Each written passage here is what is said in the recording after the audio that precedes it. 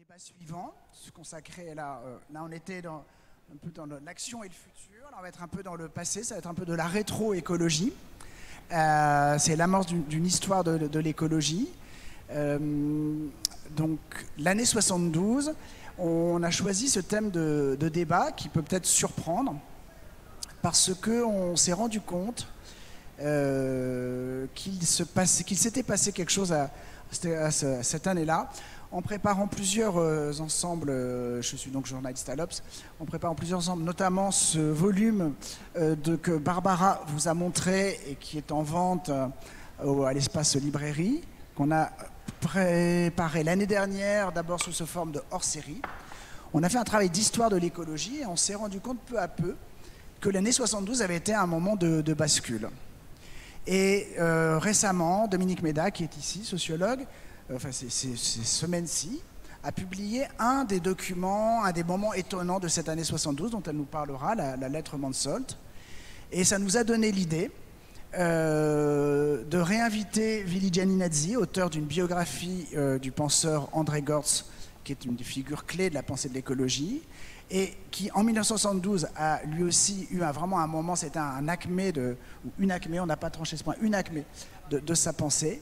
Et on s'est dit qu'on allait fêter cette année 72 avec un an de retard. Donc on est en 2023 et on fête les 51 ans de l'année 72. Voilà, mieux vaut tard que jamais. D'où cet intitulé qui vous a peut-être étonné, mais dont vous allez voir qu'en fait il y a un contenu. Alors, que s'est-il passé dans cette année 72 ? Avant de passer la parole à mes invités qui feront un focus sur deux acteurs de cette année-là, je vais poser un tout petit peu le cadre. L'année 72, le mot, vous avez tous en tête la chanson de Serge Gainsbourg, 69 années érotiques. Pourquoi l'année 72 serait une année écologique ? C'est parce qu'en fait, il y a l'accumulation d'un certain nombre d'événements, d'initiatives, de créations, d'émergence de formes et de thématiques qui vraiment, certaines évidemment ont commencé un peu avant et vont continuer après, on va en parler, mais se focalisent, se métabolisent cette année-là. Il y a plusieurs champs, il y a un champ institutionnel.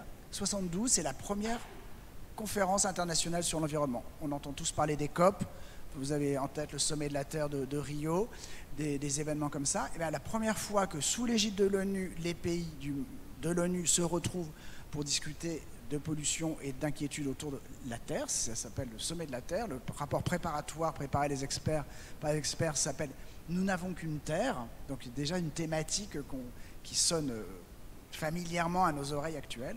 Et en 72, voilà, à Stockholm, tous les pays se retrouvent pour ce premier moment institutionnel. Ça, c'est dans le champ institutionnel, et d'ailleurs, ça va de pair avec le fait que l'année précédente, la France crée son ministère de l'Environnement. Je crois qu'aux États-Unis, c'est en 1970. Donc, les bureaucraties découvrent la question de l'environnement. Sur le plan scientifique, il y a une équipe de chercheurs au MIT qui, en utilisant les nouvelles techniques, les nouveaux ordinateurs de l'époque, achève de produire et publie au cours de l'année, ce qu'on appellera le rapport Meadows, parce que ce sont un couple de chercheurs, Denis et Donella Meadows, et qui avait aussi pour nom les limites de la croissance. Et c'est la première fois que des scientifiques se demandent si la Terre, dans sa matérialité géophysique, en termes de ressources naturelles et de vivants, peut supporter une croissance perpétuelle. Donc sur le champ scientifique, là aussi, il y a un thème qui émerge, et c'est vraiment la première fois qu'il émerge. Dans le champ du militantisme, 72, c'est le début de la bataille du Larzac. Enfin, ça commence fin 71, mais le serment des 103 paysans qui jurent de ne pas vendre les terres à l'armée et de rester là. Et en fait, du coup, d'être comme à Notre-Dame-des-Landes bien plus tard, en fait, de créer une occupation de la terre, où des gens vont venir et essayer de créer un peu cet autre monde dont parlaient les interlocuteurs tout à l'heure. C'est en 1972, et le premier grand rassemblement d'été, c'est à l'été 72. Ça, c'est dans le champ du militantisme. On en a aussi une éclosion dans le champ culturel. Enfin, dans le champ de la presse d'abord. 72, c'est la création de la Gueule ouverte, de la Hulotte. L'année suivante, il y aura Le Sauvage. Donc voilà, c'est un thème qui commence à... Il faudrait d'ailleurs regarder si dans l'histoire des journaux, les premiers journalistes environnement, c'est pas en 72 qu'ils apparaissent. Je me demande si c'est pas là. En tout cas, on est vraiment dans cette période. Dans le champ culturel, il y a ce film, alors il sort en 73, mais la bande dessinée de GB qui s'appelle L'An 01, je ne sais pas si vous avez entendu parler, qui a été un peu... Enfin, qui est un film, une BD culte et un film culte dont il y a eu des republications, des rediffusions, etc. C'est en 72 que GB termine la publication de la BD L'An 01 et c'est en 73 que le film sort dans les salles. Pour l'anecdote, mais j'aime beaucoup rajouter ça, Maxime Le Forestier, c'est en 72 qui chante Comme un arbre dans la ville, qui est probablement la première chanson comme ça qui pose la question de la pollution, vraiment au sens strict, et du rapport aux vivants et des non-humains. En 72, il y a toujours, c'est la mission Apollo 17 qui prend la première photo couleur de la Terre avec les détails. Et cette photo va être très célèbre, elle a bercé nos imaginaires, elle a été reprise dans les génériques des journaux d'information, par exemple, et on va l'appeler la bille bleue, et ça va incarner, ça va marquer l'idée, l'image d'une Terre fragile et perdue dans un infini hostile, et donc à laquelle il faut faire attention. Voilà, donc il y a tout cet ensemble scientifique, intellectuel. Alors oui, sur un plan intellectuel, j'ai oublié, c'est un peu l'essentiel. Enfin, en tout cas, c'est avec nos invités. 72, c'est la naissance de l'écologie politique, avec le personnage d'André Gortz, et je vais parler de Sigmund Solt, avec le personnage d'André Gortz, qui était donc philosophe du travail, philosophe marxiste, et qui, à partir de début 70, Vili Nazim nous en dira plus, fait une espèce de conversion à l'écologie. Enfin, il agrandit son territoire de pensée. Et André Gortz était journaliste à l'Obs sous le nom de Michel Bosquet. C'est un homme qui avait deux vies. Et comme journaliste, il est amené à découvrir l'écologie. Et il va vraiment ouvrir un champ de pensée. Et notamment en 72, il organise un colloque, probablement le premier colloque sur l'écologie, qui s'appelle Écologie et Révolution, qui se tient à la Mutualité. Il y a 1200 personnes. Je ne sais pas si des colloques à 1200 personnes, il n'y en a plus beaucoup aujourd'hui. Et parmi les invités, il y a Edmond Maire, qui était le mythique leader de la CFDT. Il y a Herbert Marcuse, qui est le philosophe des campus américains. Et puis il y a Sigmund Solt. Et Sigmund Solt, c'est à l'époque le vice-président de la Commission européenne. D'ailleurs, il va devenir président pendant quelques mois. Donc c'est un personnage, c'est le haut de la technocratie européenne, de la bureaucratie européenne. Et Sigmund Solt lit le rapport Meadows, dont je vous ai parlé au début. Et il change d'avis d'un coup. Alors c'est le père de l'agriculture, de la politique agricole commune. Donc c'est plutôt un productiviste. C'est un homme politique hollandais. C'est plutôt un productiviste. Il a contribué à la mise en place de cette politique dont on voit les résultats aujourd'hui. Et Sigmund Solt a une révélation, on peut le dire. Dominique nous en dira plus. Et il fait une lettre à ses collègues de la Commission européenne pour leur dire arrêtez tout. C'est un peu comme le film L'An 01. Il dit on arrête tout et on recommence. Il le dit à ses collègues. Et on arrête la croissance et il propose un autre modèle. Donc ce texte a été republié. Dominique va nous en parler. Voilà. Donc c'est vous voyez, la conjonction, la concomitance de ces événements dans des champs très différents. Qui nous ont donné envie de faire cette table ronde et de le montrer un peu. Alors, c'est pas juste pour célébrer une année en disant ah, qu'est-ce qui s'était bien à l'époque. C'est d'abord pour voir qu'il y a des choses qui ont été inventées et qui nous parlent toujours.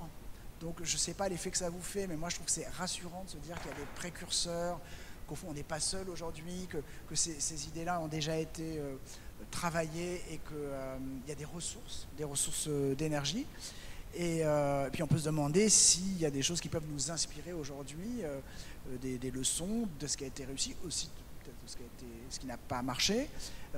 Cette année écologique 72 a été balayée par la fin de l'année 73 avec la guerre du Kippour, le début de la crise du pétrole, la crise économique, l'inflation, le chômage et cette inquiétude de l'Occident pour sa croissance. Et donc la critique de la croissance d'un coup a perdu de sa force et ne revient que depuis quelques années avec la question écologique. Mais voilà, cette première étape, il nous a paru intéressant d'y consacrer un moment. J'ai fait un petit peu long, mais c'était pour poser le cadre. Dominique, je te passe un micro. Merci. Alors, tu nous parles de Zico Mansolt. Qui est ce monsieur et comment se fait-il qu'on le redécouvre aujourd'hui? Alors, bonjour à toutes et tous, et merci Eric pour l'invitation. Hein. Oui, je vous présente donc ce petit texte que vous ne trouverez pas ici, car il n'est pas, je ne sais pas pourquoi, dans la librairie. Donc c'est une très courte lettre, dans laquelle j'ai fait une petite introduction, qui s'appelle la lettre Mansolt. Donc Mansolt, c'est un Néerlandais, un sociodémocrate, qui a vécu tous les débuts de la communauté économique européenne. Il est là dès 1958 et il est chargé du portefeuille de l'agriculture. Il va faire en 1968 un plan très productiviste qui fait peur, qui met toute l'agriculture en émoi parce qu'il veut accélérer l'intensification des fermes et de la production. Et puis, alors, pendant l'année 71, il reçoit régulièrement les résultats, les premiers résultats du rapport Meadows, le fameux rapport sur les limites de la croissance. Et il est complètement bouleversé, comme a dit Eric, hein, et il va faire une conversion. Il va engager une véritable conversion en lisant ce rapport. Je vous rappelle que le rapport Meadows, en gros, il va distinguer quelques grandes variables. Il étudie les boucles de rétroaction entre les différentes variables et il nous dit qu'en gros, si on continue sur la même voie, c'est l'effondrement très probable avant la fin du XXIe siècle. Donc Mansolt lit ça pendant les vacances de Noël 71, et il écrit une petite lettre à son collègue qui est le président de la Commission européenne. Très courte lettre dans laquelle, en effet, ce qu'il dit, c'est il faut tout arrêter, il faut que l'Europe bifurque radicalement. Et donc, il va présenter tout son programme. Alors, il pensait que cette lettre resterait confidentielle. Je vous raconterai tout à l'heure qu'il y a eu une fuite, en fait, donc elle n'est pas restée confidentielle. Mais donc, c'est un peu un draft dans lequel il jette ses idées très rapidement. Et il dit, voilà, hein, on est face là à un risque de catastrophe. Nous devons, nous, Européens, prendre les devants. Nous sommes, nous, en Europe, ceux qui sommes le plus capables de mettre en place cette nouvelle politique, parce que bientôt, là c'est l'Europe des 6, mais bientôt ça va être l'Europe des 10, et il dit voilà, nous sommes les seuls vraiment, beaucoup plus que les États-Unis, que l'URSS, que la Chine, que les autres, à pouvoir mettre en place une politique très ambitieuse de reconversion écologique, et il présente son programme. En quoi consiste ce programme? Eh bien, en fait, il n'utilise pas le terme de sobriété, mais c'est un programme de sobriété. L'expression essentielle, c'est qu'il faut renoncer à la consommation matérielle, que nous consommons trop. Il est un peu obsédé, c'est ce qu'on lui a reproché, hein, mais comme le rapport Meadows, il est un peu obsédé par la croissance de la population. Il y a l'idée que la population va continuer à croître et donc qu'en gros, on pourra plus nourrir la population. Il ne faut pas oublier que lui est un agriculteur et ce qui lui fait très peur, c'est deux choses. C'est qu'on utilise de plus en plus de sols pour essayer de nourrir la population, mais que finalement on finisse par épuiser complètement les sols. Et il est obsédé aussi par les ressources naturelles qu'on va utiliser. Par exemple, il dit si on fait de plus en plus de bovins, eh ben, obligatoirement on va utiliser de plus en plus de prairies pour faire cela et de bonnes terres. C'est exactement ce qu'on dit aujourd'hui. C'est d'une actualité, c'est ça qui m'a plu dans ce texte, c'est d'une actualité absolument bouleversante. Et donc il raisonne en agriculteur et en disant on ne va plus réussir à nourrir les gens. Il a vu en tant qu'agriculteur le fait qu'on utilisait de plus en plus d'engrais et de pesticides et donc on finissait par épuiser les sols. Et donc la proposition qu'il fait, c'est il faut arrêter la consommation matérielle dans les pays riches, opérer des transferts massifs de richesses vers les pays les plus pauvres. Et puis, alors il propose toute une batterie de mesures, notamment de mettre en place des certificats en quelque sorte labellisant les bonnes productions, et il propose une forme de protectionnisme, c'est-à-dire que l'Europe se protège des produits qui ne seraient pas fabriqués de cette manière en augmentant les taxes qui pèseraient sur eux. Ça nous rappelle quelque chose, hein, c'est seulement maintenant qu'on est en train de prendre ce genre de décision. Et comme il connaît très bien le poids de la consommation dans la vie des gens et qu'il pense bien que les gens ne vont pas avoir très envie de faire ça, eh bien il dit qu'il faudra qu'il y ait des compensations. Et donc si on a une diminution de la consommation matérielle, il faudra avoir des compensations en termes, petit 1, de prévoyance sociale, de loisirs, d'épanouissement intellectuel, de culture et de services publics. Et donc, ce qu'il propose, en fait, c'est une économie planifiée, il est socialiste, hein, donc une économie planifiée, une planification européenne et une planification nationale, une fiscalité qui va donc nous permettre de nous protéger du reste du monde pour développer une bonne production. Et il parle tout simplement, alors il dit qu'il faut abandonner l'obsession du produit intérieur brut, du fameux PIB, donc qu'il faut vouloir une croissance zéro, voire, dit-il, une croissance négative, et qu'au lieu de poursuivre le produit intérieur brut, il faut désormais poursuivre l'utilité nationale brute ou le bonheur national brut. Donc, ce qui est complètement sidérant, ce monsieur va devenir, en mars 72, au moment où va être publié le rapport Mansholt, il devient le président de la communauté économique européenne. Donc, le colloque dont parlait Eric et dont va parler Willy, écologie et révolution, lorsqu'il vient y participer, il est président de la communauté économique européenne. Donc, c'est absolument sidérant, ça veut dire qu'on a eu une chance absolument folle de quelqu'un qui était au plus haut niveau, même si à l'époque l'Europe n'avait pas autant de pouvoir, mais au contraire, même la route était ouverte à une sorte de nouvelle Europe. Quelqu'un avec autant de pouvoir qui arrive avec ses idées complètement révolutionnaires. Et puis, alors il a plein d'autres idées, hein. Il faut revoir complètement l'organisation du travail, il faut donner plus de pouvoir aux travailleurs. Bref, un programme complètement sidérant. Alors, qu'est-ce qui va se passer? Est-ce que ça va être accepté facilement? Eh bien, je vous ai dit, la lettre, elle fuite, en réalité. En France, c'est Georges Marchais qui lance l'assaut contre cette proposition. Alors pourquoi? Je vous raconte un peu le contexte. À l'époque, il y a un référendum qui est organisé dans les 6 pays européens pour l'entrée des nouveaux pays, notamment la Grande-Bretagne, dans l'Europe, pour devenir l'Europe des 10, pour passer de 6 à 10. Et donc il y a un référendum qui va avoir lieu en France. Donc la campagne référendaire commence. Le PCF est radicalement contre l'entrée de ces nouveaux pays, et notamment contre l'entrée de la Grande-Bretagne. Et donc il va se saisir de cette lettre pour dire « Regardez ce que c'est que l'Europe. L'Europe, elle nous prépare un appauvrissement généralisé. » Et alors ça fait un énorme débat en France. À l'époque, c'est Pompidou, le président de la République, et Barre, quel est son prénom? Raymond Barre, est aussi vice-président de la Commission européenne. Ils s'y mettent également. Tout le monde lui tombe dessus. Tout le monde tombe à bras raccourcis sur Mansholt. Et donc, il va essayer de se défendre. Il va réécrire des bouquins. Il va participer à ce colloque. Il va essayer de s'expliquer. Il continue à défendre l'idée d'une croissance zéro, voire d'une croissance négative. Mais il a quasiment personne avec lui. Et en effet, comme le disait Eric, ça va être en 73 la guerre du Kippour. On va mettre un étouffoir sur l'ensemble de ces propositions révolutionnaires et tout va se refermer. Moi, j'ai découvert ce texte il y a plusieurs années grâce à Jean Gadret, l'économiste Jean Gadret, avec lequel j'ai beaucoup travaillé sur les questions de croissance, justement. Il avait publié sur son blog un petit extrait. Et donc, j'ai voulu aller rechercher ce texte. J'ai vu qu'il était épuisé. Et donc, ce sont les éditions du Petit Matin qui l'ont ressorti. Et vraiment, je vous conseille la lecture parce que, alors, à la fois, ça peut nous faire pleurer parce qu'on se dit qu'on a vraiment perdu 50 ans. Et en même temps, ce qui nous redonne de l'espoir, c'est que ce monsieur n'était pas complètement fou. Et donc, on peut aller puiser dans son programme. Et comme disait Eric, hein, je trouve qu'il y a des enseignements. C'est-à-dire qu'il faut absolument qu'on comprenne pourquoi ces idées ont été refusées.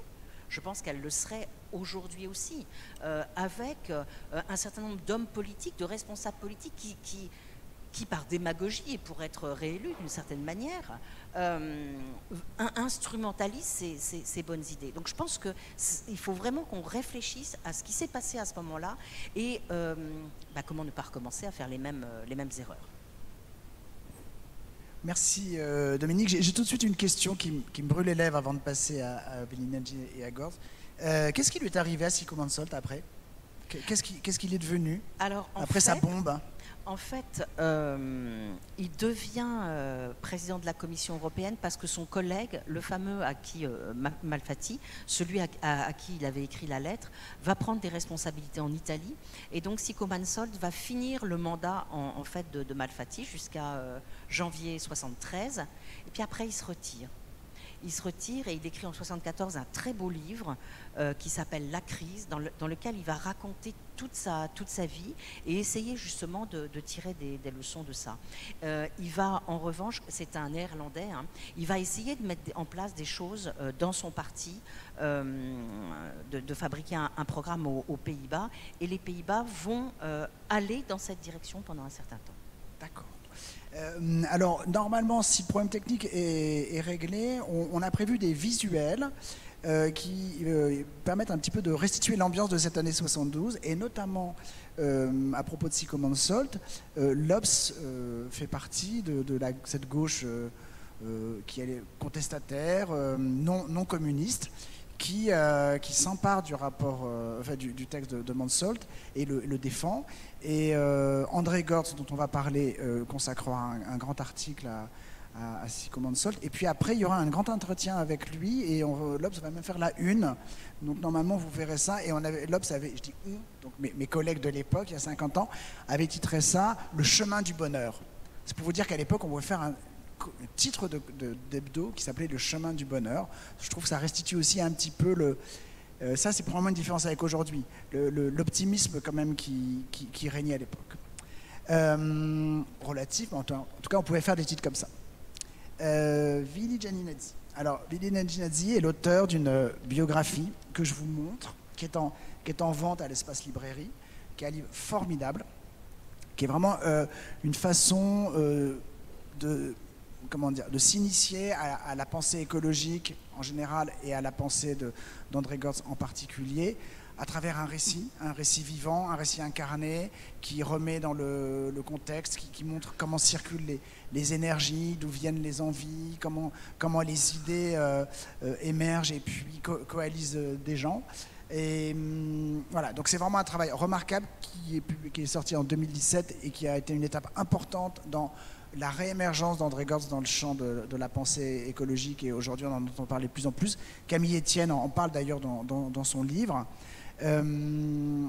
Et dans cette épopée, l'épopée Gortz, alors un point précis, il faut avoir en tête que André Gortz était philosophe, qui en même temps il était journaliste à l'Obs sous le nom de Michel Bosquet. Donc vous allez parfois entendre les deux noms, André Gortz, Michel Bosquet, c'est le même. Vous verrez qu'il y a aussi un troisième nom, mais peut-être Vili Gianinazzi nous en parlera. Donc je passe la parole à Vili Gianinazzi sur Gortz 1972.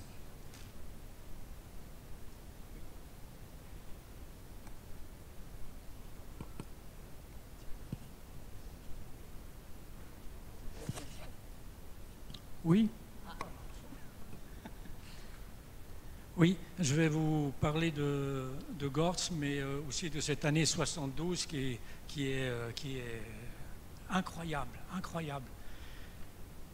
En 72, on peut dire que l'écologie politique remplace l'environnementalisme associatif apolitique. C'est une écologie politique qui est en train de naître ces années-là. C'est une vision qui est importée en France par des intellectuels ou bien des journalistes qui ont séjourné en Amérique du Nord peu auparavant. C'est ainsi le cas d'André Gortz, qui fait plusieurs voyages entre 69 et 71 et qui déclare son écologisme dès 70 dans un article dénonciateur du Nouvel Observateur qu'il intitule à la façon de Zola « J'accuse ». Il n'y a pas que lui, il y a aussi de retour d'Amérique le journaliste Alain Hervé, qui a rencontré l'activiste David Brouwer et qui fonde les Amis de la Terre en 70.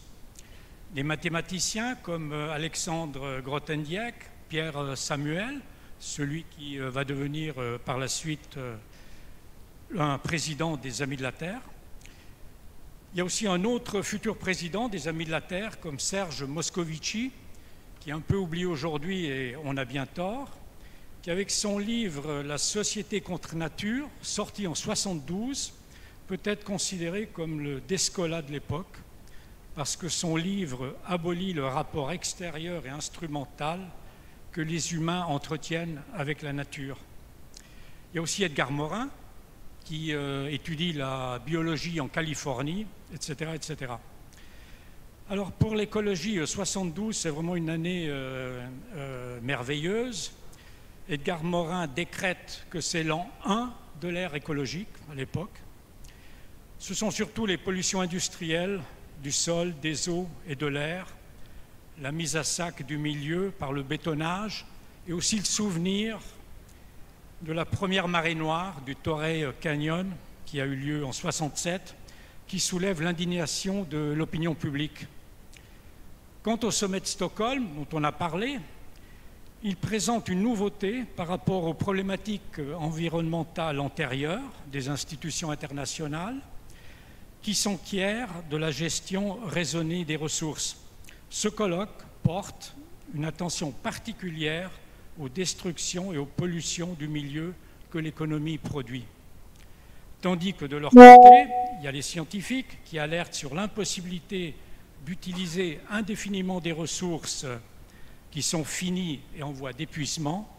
À ce propos, Gortz connaît très très bien Georgescu Regen, qui est le théoricien de l'entropie économique, connu aujourd'hui comme le père de la décroissance, qui a publié aux États-Unis, cette même année-là, en 1972, un livre tout à fait fondamental sur le sujet. Tout comme Gortz connaît le rapport du militant écologiste britannique Edward Goldsmith, qui est très proche des Amis de la Terre, qui sort en janvier 1972 un rapport et qui paraît en français sous le titre « Changer ou disparaître ».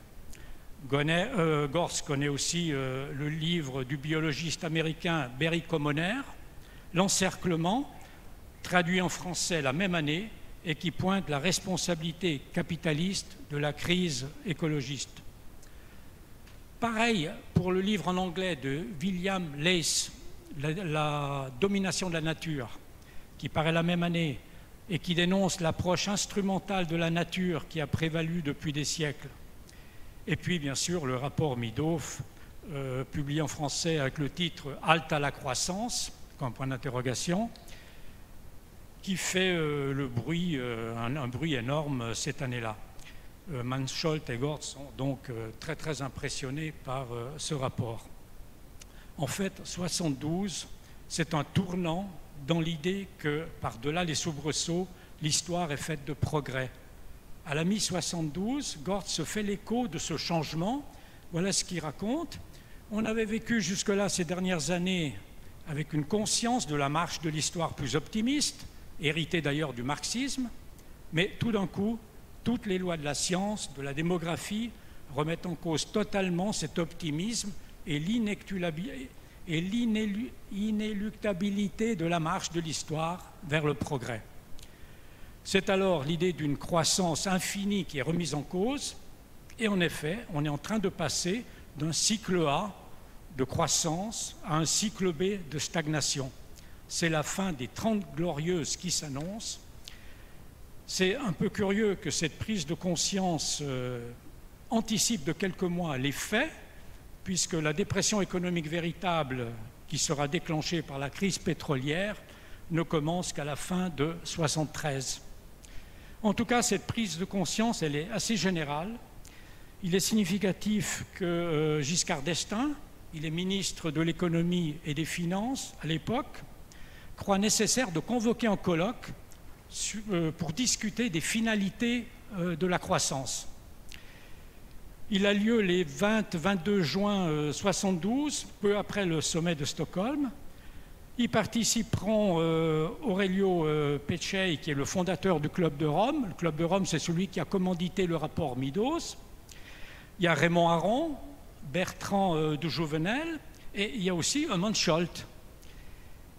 Et puis il y a Marcuse qui est censé participer à ce colloque. Il écrit à Gorz qu'il arrivera à Paris et qu'ils pourront se voir, ils sont amis. Et Gorz lui dit non, mais c'est une très très mauvaise idée de participer à ce colloque.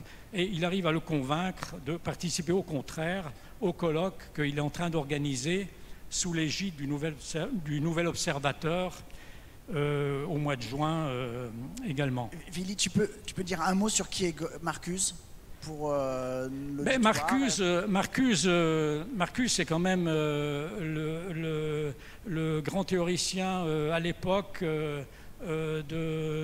d'une critique de la société de consommation américaine et bon, il a été très très populaire. Vous pouvez le voir en photo là. Marcuse et Mansholt, vous pouvez les voir en photo. Oui, ça c'est, les deux étaient, ça c'est le débat organisé par le Nouvel Obs. Donc les deux ont participé. Et tu en étais à Marcuse et ce colloque organisé par Giscard d'Estaing. Tu en étais à Marcuse et ce colloque organisé par Giscard d'Estaing. Non, le colloque organisé par Giscard d'Estaing devait comprendre Marcuse, mais Marcuse n'y a pas été, il a été au colloque du Nouvel Obs. Et Mansholt est aussi au colloque du Nouvel Obs. Voilà. Mais je veux parler de Gorz quand même, par rapport à Mansholt, parce que c'est en interprétant Mansholt, en fait c'est en le surinterprétant quand même, que Gorz livre le fond de la pensée écologiste qui est la sienne, dans un article d'avril 72. Alors, c'est assez incroyable parce que c'est un programme d'une utopie écologiste et même communiste où tout le monde s'épanouira intellectuellement et culturellement. Il reprend une expression de Mansholt. En fait, on la retrouve aussi chez Marx, dans les Grundrisse. Et dans cet article, tout y est. On trouve la planification écologique, la décroissance, la sobriété, la réduction du temps de travail, et puis aussi, si on regarde bien, le revenu universel. Bon, c'est assez incroyable. Alors, toutefois, contrairement à ce que pense Mansholt, qui est tout de même un eurocrate, c'est Gorz qui le dit devant Mansholt au colloque du Nouvel Obs. Ce ne sont pas, contrairement à ce que pense Mansholt, ce ne sont pas les institutions ou les entreprises qui se résigneront à réaliser ce programme. Elles sont davantage intéressées par une croissance verte, mais les forces sociales d'en bas, bien décidées à en finir avec ce capitalisme écocidaire. Écocidaire, terme d'aujourd'hui, Gorz dit barbare. Voilà, alors je crois qu'il n'y a rien de plus éclairant que de citer simplement cet article de 72 de Gorz. Il l'intitule « Le petit livre rouge de Mansholt » et dans un recueil postérieur pour un bon usage de Mansholt. Alors voilà ce qu'il raconte. Après avoir dit que le rapport Meadows est un des documents les plus profondément subversifs qui ait été produit en un siècle par des hommes de science, rien de moins, Gorz résume à sa façon les postulats de Mansholt, les postulats que Mansholt en tire pour son compte de ce rapport. Alors je cite, voilà ce que dit Gorz. Le capitalisme est incompatible avec la survie de l'humanité. Il est fondé sur la nécessité de produire toujours plus, de vendre toujours plus, donc de faire en sorte que les produits s'usent toujours plus vite, afin que les gens en achètent des quantités toujours plus grandes. Il en résulte un gaspillage effroyable des ressources minérales, qui sont irremplaçables, un saccage de l'environnement, un empoisonnement et une destruction de processus naturels indispensables à la préservation de la vie. Il faut arrêter au plus vite cette façon barbare de ravager la planète au nom de calculs de rentabilité à court terme. Cela exigera les mesures suivantes. 1. Mettre en place une économie rigoureusement planifiée, selon l'expression de Mansholt. Je remarque que Péchet du Club de Rome, lui aussi, il est pour une planification. Une planification qui, pour Gorz, doit laisser une grande autonomie aux communautés de base. Arrêter la croissance industrielle des pays riches. Seulement le remplacement des équipements existants peut être admis. Réduire la consommation des ressources minérales au quart de ce qu'elle est aujourd'hui.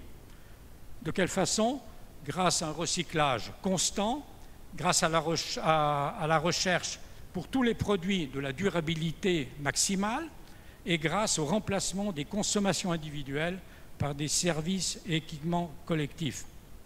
Alors plus concrètement, je vais résumer les propositions qui suivent. Gortz dit qu'il faut fabriquer des vêtements et des chaussures qui durent de nombreuses années, prolonger la vie des machines et de véhicules faciles à réparer, au lieu de la voiture, favoriser les transports collectifs, peu ou non polluants, combattre les passoires thermiques dans le bâtiment. Et puis il y a aussi une remarque sur l'explosion démographique qui l'inquiète comme tous ses contemporains. Grâce à tout cela, continue Gortz, nous vivrons mieux mais autrement.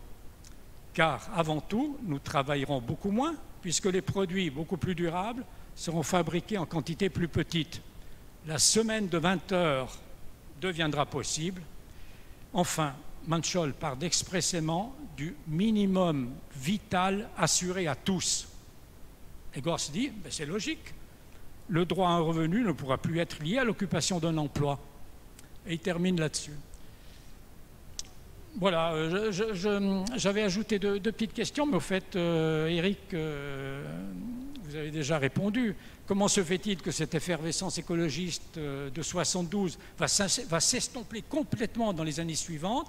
Et comment se fait-il que la préconisation de la croissance zéro, on parlait de croissance zéro avec le rapport Meadows, ou bien de la décroissance, comme dit Gortz, restera définitivement lettre morte? Même Gortz ne la conçoit d'ailleurs que comme un objectif utopique et lointain. Voilà ce que je voulais dire. Merci beaucoup, Willy. C'est étonnant de familiarité avec ce qu'on dit, y compris aujourd'hui, y compris dans les mots passoire thermique. On a l'impression que ça fait qu'on parle la langue d'aujourd'hui. Un petit point juste d'histoire, mais j'aime beaucoup ce détail. C'est lors de ce colloque de 72 que Gortz, a priori dans la conversation, forge le mot décroissance. C'est pas le concepteur, parce que il va pas le conceptualiser, mais dans le flux de la discussion, en fait, un peu pour reformuler les propositions de Mansholt. Je crois qu'il dit qu'il faudrait une non-croissance, voire une décroissance. Voilà. Et donc ce mot qui aujourd'hui, je voyais là sur les réseaux sociaux que cette semaine, je crois à Sciences Po, il y a eu un grand colloque sur la décroissance, et je crois aussi au Parlement européen, que ça y est, cette discussion est enfin ouverte alors qu'elle était taboue. Voilà, c'est amusant de voir que la première graine a été semée là. Dominique, tu voulais réagir alors, juste sur au fond, il y a une espèce de tension qui émerge aussi. C'est quand Gortz dit à Mansholt, attendez, c'est pas la technocratie européenne ni les grandes entreprises qui va changer le monde. Ça renvoie à la discussion qu'il y a eu tout à l'heure ici. Ça va être les forces sociales. Alors, Dominique, est-ce que tu vas défendre le point de Mansholt, le point de vue? En fait, ils disent quand même beaucoup la même chose, hein. Ils sont assez d'accord. Je voulais vous lire un petit passage. Alors, dans ce petit livre, on a mis à la fois la lettre Mansholt, mais aussi on a repris deux productions du Nouvel Observateur de l'époque, hein. La fameuse lettre, enfin un entretien du 12 juin, et des bouts du colloque Écologie et Révolution. Ça, c'est tiré de l'entretien qu'il accorde le 12 juin, intitulé donc le chemin du bonheur. Donc voilà ce qu'il dit. Notre société future ne peut pas être à l'image de la société actuelle. Ce sera une société où il y aura moins d'autos, des maisons plus simples, moins de moyens de transport, plus du tout de jumbo jet et autres avions supersoniques. Le Concorde, par exemple, est une folie. Tout le monde le sait. Il ne peut déjà pas survoler certains pays. Pourquoi? Trop polluant, trop d'énergie gaspillée. Le Concorde n'est pas le futur, c'est le passé. Et alors, la journaliste l'interroge sur la notion de bonheur national brut. Elle dit la notion de bonheur national brut est bien difficile à définir. Il dit pas si difficile que ça. Ça signifie simplement que nous cesserons d'être les esclaves de la croissance. La première chose à faire est de casser le rythme absurde de la croissance économique automatique. Il faut trouver un nouveau système économique qui ne serait plus fondé sur cette notion délirante de croissance maximale par habitant. Cela suppose entre autres un système de production différent, d'abord non polluant, ensuite moins obsolescent. nos biens de consommation pourraient être infiniment plus durables. Ça suppose bien des bouleversements de tous ordres, y compris politiques. Les États doivent avoir la maîtrise des investissements. Il faut organiser une meilleure répartition des revenus. Par exemple, imposer lourdement l'héritage ou le supprimer. Un nouveau système de taxation doit favoriser les systèmes publics au détriment des services individuels. Les automobiles devraient être réservées aux loisirs. On devrait pouvoir aller à son travail par le train ou en autobus gratuit. C'est quand même assez fou, quoi. Et alors, bon, finalement, je crois qu'ils sont d'accord sur les objectifs. Hein. Oui, mais il y a une divergence sur le moyen. Alors, il y a une divergence. Il y a un peu de techno quand même. Tout à fait. Mais Siko Mansholt je dirais pas que c'est un technocrate, mais c'est vrai qu'il met beaucoup d'espoir dans la transformation de l'État. Il pense qu'on peut mettre en place une économie planifiée, que c'est l'État qui peut diriger ça, et que ça se passera au niveau de l'Europe. Et Gortz, lui, ce qu'il lui reproche, ils sont tous les deux d'accord pour la suppression du capitalisme. Hein. Enfin, ils disent très, très exactement, notre ami Mansholt dit, qu'est-ce qu'il nous dit ? Enfin, il refuse aussi le capitalisme. Voilà. L'effort que je préconise n'est pas possible dans le cadre de la société actuelle, fondée sur le capitalisme et la recherche du profit. Là-dessus, ils sont d'accord. Ce que Gortz se reproche à Mansholt, c'est de faire trop confiance dans l'intelligence des dirigeants, qu'ils soient européens ou nationaux. Et lui, et Gortz pense qu'il va falloir subvertir complètement, qu'il va falloir sans doute une révolution, en effet. Et donc, c'est un peu le débat réformisme ou révolution. C'est-à-dire, Mansholt ne pense pas qu'il faut passer par la technocratie, mais il pense qu'en effet, l'État peut diriger, grâce à la planification, l'État va pouvoir diriger cette révolution. Mais que l'intelligence des dirigeants suffira à engager le mouvement. C'est-à-dire, peut-être que Mansholt pense trop facilement qu'une fois qu'on aura pris conscience de la catastrophe annoncée, alors, tout naturellement, on se dira qu'il faut changer et on changera. C'est toujours cette croyance que la prise de conscience suffit. On va encore au débat de tout à l'heure. Il nous reste un quart d'heure pour faire passer le micro à la salle, pour répondre à vos questions. Alors, il y a un micro, je ne sais pas où est-ce qu'il est, si Marie ou c'est vous, madame, qui avez le micro. On peut vous en donner un. Alors, il y a une main qui se lève là et là-bas. On va prendre trois questions. Si vous pouvez faire des interventions brèves. Ok, du Merci. coup, je vais poser qu'une seule question. Vous avez dit qu'il ne fallait pas recommencer les mêmes erreurs, mais en fait, j'ai pas compris quelle erreur il avait fait, Mansholt. Donc, je sais pas. Enfin, en gros, est-ce qu'il y a un mode d'emploi? En plus, il y a la mondialisation qui est passée entre temps, donc maintenant, voilà, j'ai l'impression que les choses sont empirées, mais je sais pas. On répond directement, Eric? Je propose qu'on fasse 3 intervenants. D'accord. Il y avait un bras qui s'est levé là-bas, monsieur avec la chemise bleue. Et est-ce qu'il y a un autre Oui, monsieur? Merci pour votre intervention, c'était vraiment super. Qu'est-ce qu'on attend pour refaire un colloque écologie et révolution? Je ne crois pas que les solutions viendront de la base. La Convention citoyenne pour le climat, en rejetant la réduction de temps de travail, a rejeté les mesures les plus fortes pourtant pour lutter contre la destruction du climat et de la biodiversité. Hein. Par contre, il faut donner un horizon à la base. Alors, qu'est-ce qu'on attend pour faire une nouvelle convention écologie et révolution? Proposition intéressante et plutôt alléchante. Une dernière intervention. Dominique et oui, alors, la question un peu dure. Il y a une voilà, madame. Oui, c'est bien, on alterne. C'est juste une question sur ce mix de gouvernance, c'est-à-dire est-ce qu'il faut attendre que tous les Français puissent être convaincus de façon à ce qu'ils votent pour que des personnes publiques puissent ensuite contraindre le privé. Enfin, voilà, quand on essaye de tricoter au milieu de ces 3 dimensions qui doivent aller ensemble, moi je trouve que c'était très encourageant de savoir que ça existait il y a 50 ans, parce que finalement on a déjà l'information de ce qu'il ne faut pas faire et des arguments qui ont détruit ça et des événements comme le choc pétrolier qui ont détruit ça. Donc maintenant qu'on a ça, comment on fait pour faire mieux cette fois-ci? Alors, donc là on a 3 interventions. Dominique? Alors finalement l'intervention 1 et 3, c'est un peu la même question. C'est qu'est-ce qui a mal marché à l'époque et comment on pourrait faire mieux aujourd'hui?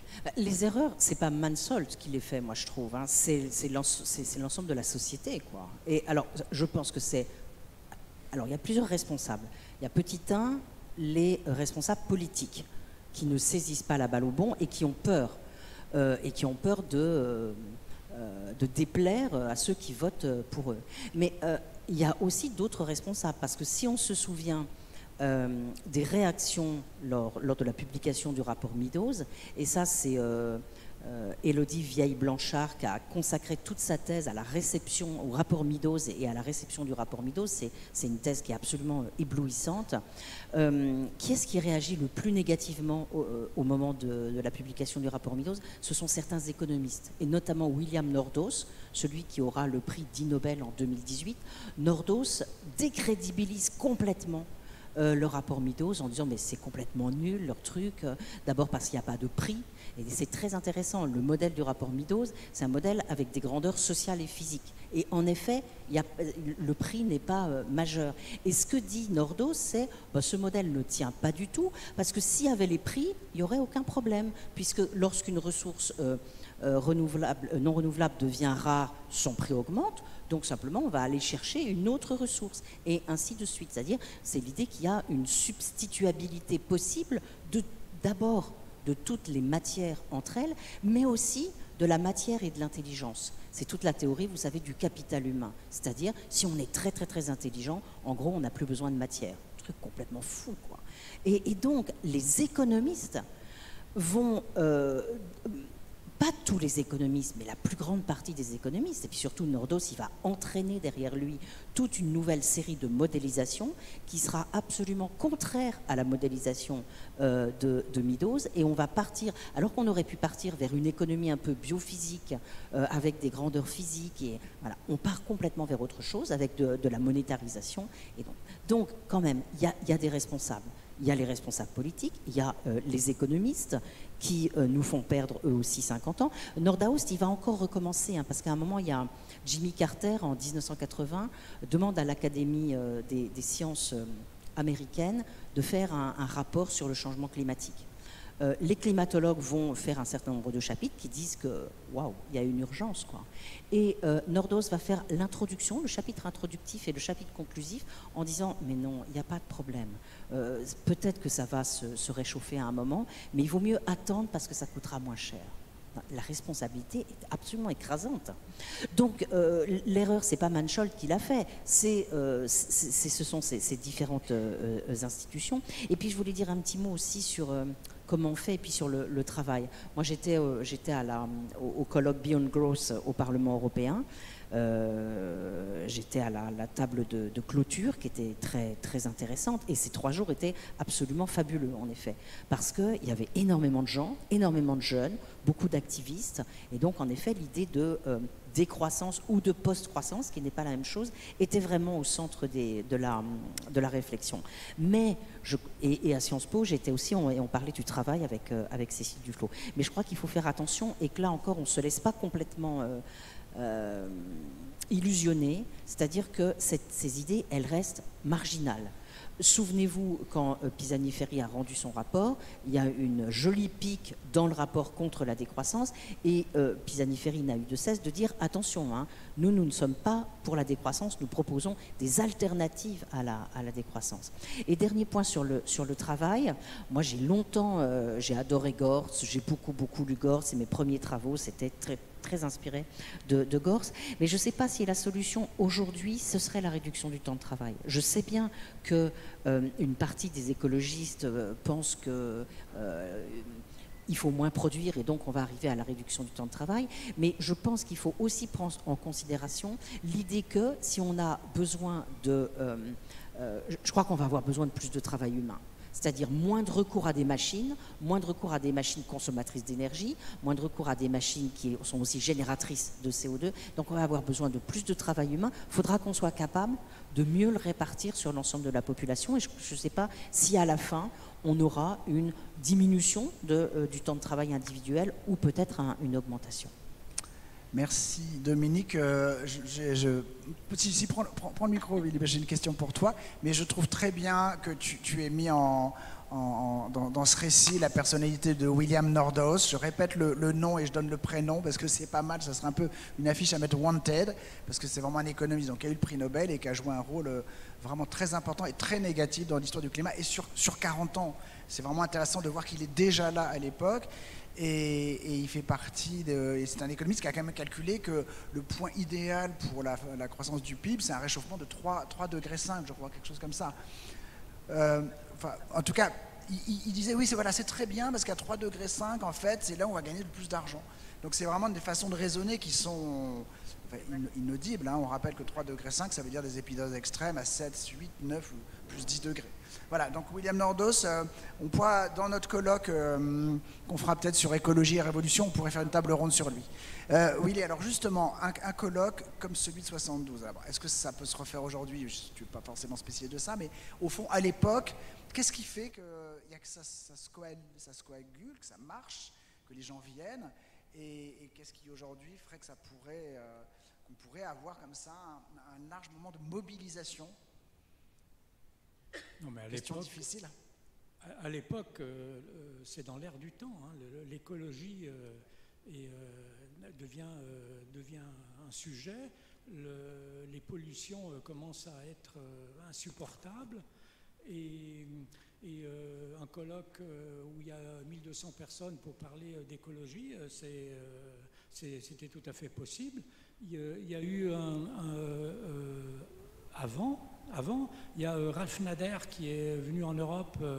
Et Ralph Nader, c'est quelqu'un c'est un avocat américain qui critiquait la consommation, le mode de consommation américain.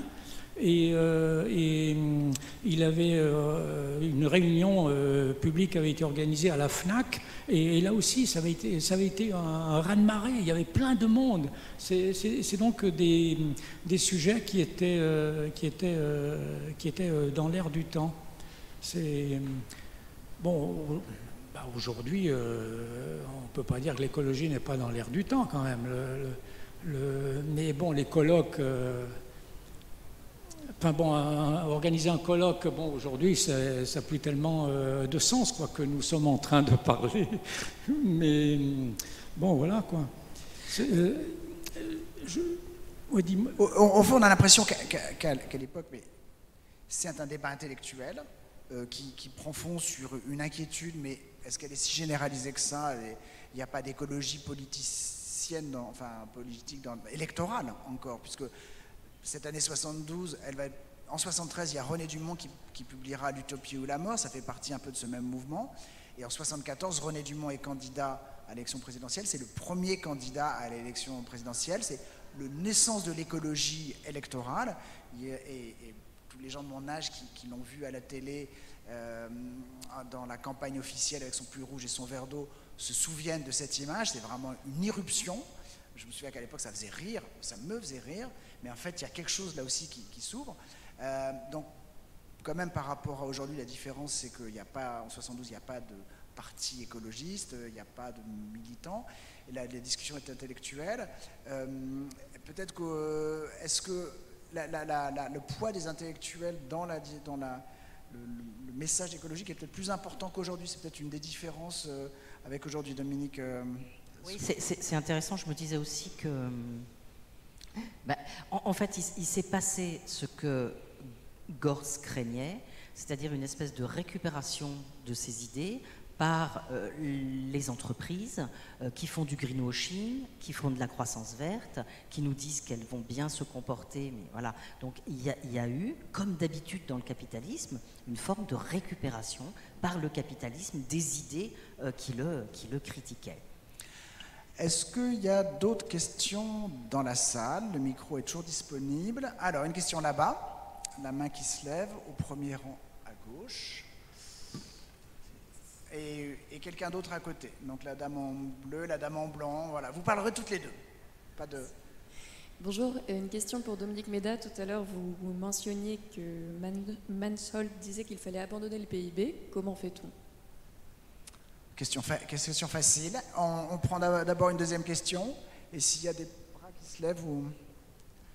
Du coup, comme vous avez dit, il y a eu un peu un silence après cette année 72, pendant 40-50 ans, est-ce que vous craignez que ça puisse réapparaître, que, je ne sais pas, dans quelques années, on ne parle plus du climat, d'écologie, et que dans 50 ans, on va se redire la même chose? On fera les 100 ans de l'année 72.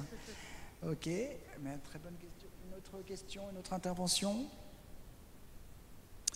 Dominique et Willy qui veut... Alors Dominique, donc il y a une question qui t'est adressée directement. Comment on fait si on n'a plus de PIB? Alors, moi, c'est mes sujets depuis très très longtemps. J'ai commencé à travailler là-dessus dans un petit bouquin que j'avais appelé « Qu'est-ce que la richesse ?», dans lequel je critiquais le produit intérieur brut.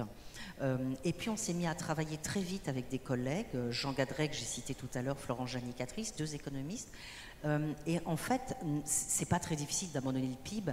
Il suffit... Alors, c'est facile de dire pourquoi il n'est pas un bon indicateur, et ça tout le monde le sait. Théoriquement, avant on l'apprenait en terminale, je crois que maintenant on ne l'apprend plus en terminale, mais on sait bien toutes les énormes limites du produit intérieur brut, notamment le fait qu'il compte pour zéro des activités qui sont absolument essentielles à la reproduction de la société, et le fait que ça n'est pas une comptabilité de patrimoine, c'est-à-dire que tout ce que vous... détruisez de façon environnementale, physique ou sociale n'est indiqué nulle part. Donc nous, ce qu'on a proposé, c'est d'inventer de nouveaux indicateurs de richesse, c'est-à-dire soit de remplacer le PIB, mais ça c'est très, très difficile, parce que le PIB c'est une norme universelle, et donc c'est très difficile de le remplacer, mais au moins d'enserrer en quelque sorte le produit intérieur brut dans d'autres indicateurs. Par exemple, simplement déjà, on l'enserrerait dans l'empreinte carbone et ce que ma collègue Florent Janicatrice a construit qui s'appelle l'indice de santé sociale, ce serait déjà très bien. L'empreinte carbone qui jouerait le rôle de respect des limites planétaires physiques et l'indice de santé sociale qui nous permettrait d'opérer cette limitation de façon équitable, c'est-à-dire en prenant garde à ce que les plus riches ne tirent pas leur épingle du jeu et qu'on le fasse en réduisant les inégalités en quelque sorte. Alors nous on a beaucoup milité pour ça, on a essayé de porter ça devant l'Assemblée nationale, dans des colloques, etc. Il y a eu en 2008 une commission qui s'est réunie pour discuter de ça, la commission Sen-Stiglitz-Fitoussi sur les mesures des performances économiques et du progrès social, qui n'a pas donné grand chose, aussi parce que les économistes à l'intérieur n'étaient pas trop d'accord, mais figurez-vous, peut-être que personne ne le sait ici, mais qu'il y a eu une loi votée à l'unanimité à l'Assemblée nationale, une loi sur les nouveaux indicateurs de richesse, qui avait été portée par Eva Sas, mais qui malheureusement a perdu un peu de sa substance, parce que c'est difficile de porter ses idées, et donc l'idée a été un peu abîmée ensuite. Donc on a sorti un tableau de 10 indicateurs, déjà 10 c'était un petit peu trop, dont personne ne s'est servi par la suite. Au départ, l'idée c'était qu'on allait discuter, on allait faire la discussion budgétaire au mois d'octobre, à la fois en regardant les évolutions du PIB et en regardant les évolutions de ces nouveaux indicateurs de richesse.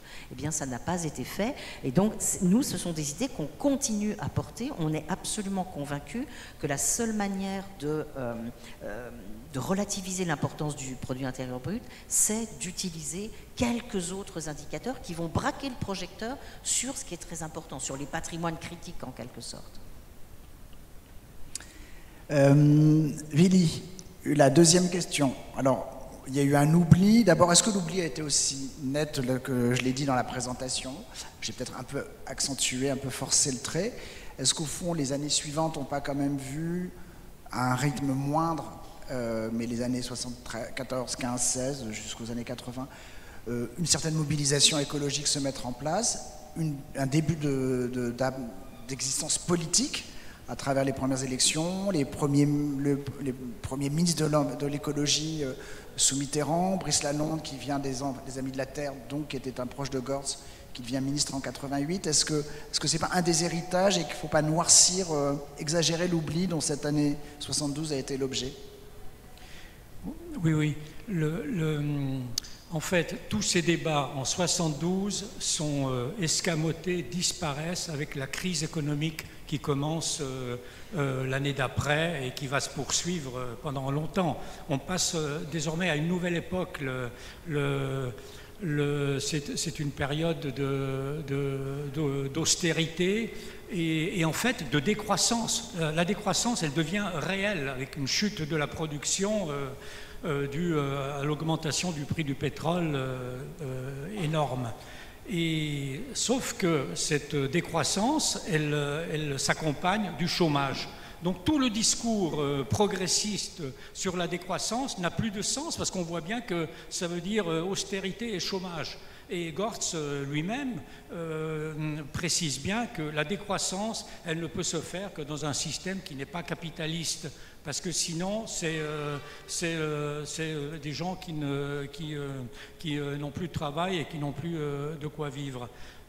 Voilà. Donc tout le discours sur la décroissance s'écroule à partir de la crise économique. En revanche, le mouvement écologiste ne fait que naître et il va prendre de l'ampleur, il va s'organiser et va aboutir dans les années 80 en Allemagne, en France, à la formation politique des écologistes qui réussissent à s'unifier, et c'est donc tout le mouvement écologiste qui naît à ce moment-là. Donc c'est pas que l'écologie, c'est pas que le discours écologiste disparaît, au contraire, il prend son envol à ce moment-là. Je voudrais pas qu'on termine sans dire un mot d'Ivan Illich, qui est un autre penseur clé de l'époque, dont je pense certains d'entre vous auront entendu parler. C'est dans la même constellation qu'André Gortz. Et justement, en 72, André Gortz, qui ne connaît pas encore Illich, découvre un de ses textes, qui s'appelle La convivialité, qui sortira l'année suivante. Et il le publie dans l'Obs en septembre 72. Il dit en deux mots, Illich, il apporte quoi à cette année 72-73 ? Quelle brique il vient ajouter à la pensée écologique naissante ? Oui, alors Illich est un penseur qui commence à être connu en France au début des années 70. Ce sont les milieux catholiques qui diffusent sa pensée comme esprit. Et on peut dire que, enfin pour aller très très vite, Illich c'est une critique de la technologie, une critique de la macro-technologie qui aboutit à des résultats contre-productifs. Et Gortz qui était pendant ces années-là sur des positions très en retard sur la technocritique, n'a pas tellement compris la valeur de Illich. Il l'interviewe en 71 pour le Nouvel Obs. 72. Pardon ? 72. 72 ? C'est le texte qui est là. Pour retrouver la vie. Oui, voilà. Donc il le re-interviewe en 72. En 71, il interviewe et estime que l'entretien ne vaut rien et il ne le publie pas. Il ne le publie pas. Et le texte de l'entretien que publie Gortz dans le Nouvel Obs, Illich ne sera absolument pas content du résultat parce que Gortz l'a réécrit à sa façon et répond à Illich qui proteste. Mais tu sais, je l'ai mis à la façon française parce que ce n'est pas des concepts qu'on comprend bien en France. Et donc Gortz prouve qu'à l'époque, son marxisme l'empêche vraiment de comprendre Illich à fond. Mais il deviendra non seulement un grand ami de Illich, mais très très marqué par ses idées. Et je dois dire que Illich aussi est marqué par les idées de Gortz. On le voit dans les lettres, on peut le dire.